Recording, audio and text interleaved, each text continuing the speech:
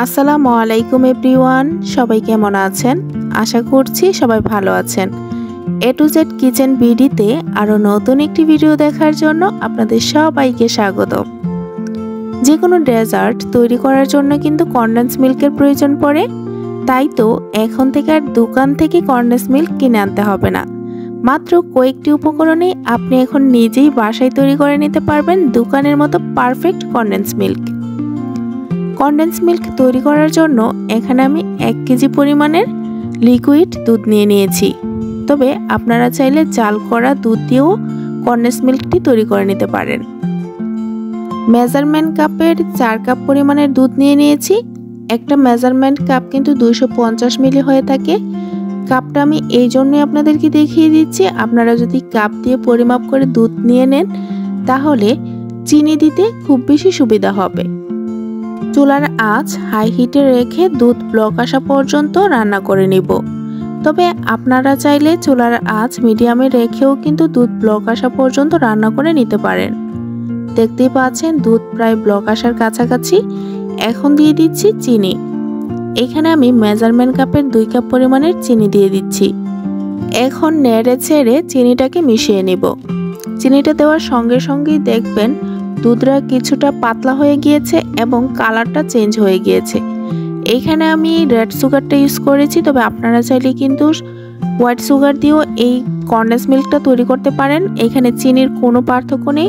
White sugar দিয়ে condense milk তৈরি করলেও কিন্তু দুধের কালারটা সেমই পরিবর্তন হবে। এখন চুলার আঁচ মিডিয়ামে রেখে অনবরত নাড়তে হবে, কিছুতেই কিন্তু নাড়া বন্ধ করা যাবে না। চিনির পরিমাপটা আপনাদেরকে বলে দিচ্ছি। আমি এখানে 4 কাপ পরিমাণের লিকুইড দুধ নিয়ে নিয়েছি, সেই জন্য এর অর্ধেক পরিমাণের চিনি আমি ব্যবহার করেছি। আপনারাও আপনাদের প্রয়োজন অনুযায়ী যতটুকু দুধ নেবেন এর অর্ধেক চিনি ব্যবহার করবেন। যদি 2 কাপ পরিমাণের দুধ ব্যবহার করেন সেই তুলনায় 1 কাপ পরিমাণের চিনি ব্যবহার করবেন। এইভাবে বেশ কিছুক্ষণ নেড়েচেড়ে দুধ জাল দিয়ে ঘন করে নিতে হবে, অর্থাৎ যতটুকু পরিমাণের দুধ নিব এর অর্ধেক করে নিতে হবে। দেখতেই পাচ্ছেন বেশ কিছুক্ষণ পর দুধ কিন্তু ঘন হয়ে এসেছে। আপনাদেরকে একটি চামচের মাধ্যমে দেখিয়ে দিচ্ছি দুধ কতটুকু ঘন হয়ে এসেছে। এই পর্যায়ে চুলার আঁচ মিডিয়াম টু লো হিটে রেখে দিয়ে দিচ্ছি 1/2 চামচ পরিমাণ বেকিং সোডা। বেকিং সোডা দিয়ে অনবরত নেড়েচেড়ে দুধের সঙ্গে মিশিয়ে নিতে হবে।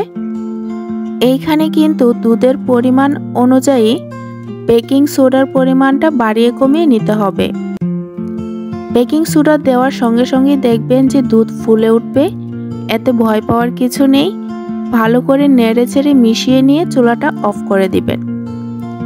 চুলা অফ করে দিয়ে ঠান্ডা হয়ে আসা পর্যন্ত অপেক্ষা করতে হবে।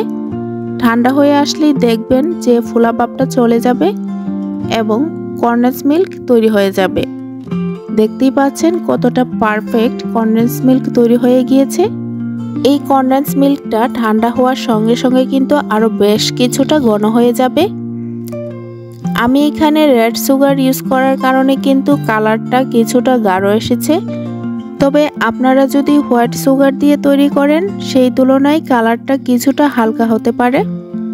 দেখতেই পাচ্ছেন দোকানের কেনা কনডেন্স মিল্কের মতোই কিন্তু একদম পারফেক্ট হয়েছে। আর তাছাড়া দোকানের কেনা কোনো খাবারের তুলনায় কিন্তু বাসায় তৈরি করা অনেক বেশি ভালো এবং অনেক বেশি স্বাস্থ্যসম্মত। এখন আমার বানানো কনডেন্স মিল্ক দিয়ে আপনাদেরকে চা বানিয়ে দেখিয়ে দিচ্ছি। আগে থেকেই আমি চায়ের লিগারটা তৈরি করে রেখেছিলাম। এখন দিয়ে দিচ্ছি 1 চামচ কনডেন্স মিল্ক। আমি একটু চায়ের লিগার কড়া করে খেতে পছন্দ করি, সেই জন্য চায়ের লিগার কড়া করে আমি 1 কাপ চা তৈরি করে নিলাম। দেখতেই পাচ্ছেন চায়ের কালারটা কতটা সুন্দর হয়েছে। এছাড়াও কিন্তু এই হোমমেড কনডেন্স মিল্ক দিয়ে যে কোনো ধরনের ডেজার্ট একদম ইজিলি তৈরি করে নেওয়া যাবে। যে কোনো ধরনের একটি কৌটাতে রেখে নর্মাল ফ্রিজে রেখে 1 মাস পর্যন্ত সংরক্ষণ করতে পারবেন।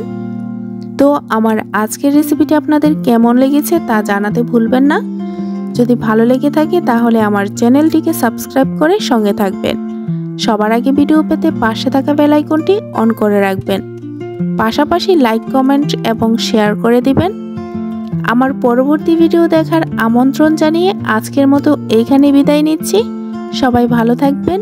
আল্লাহ হাফেজ।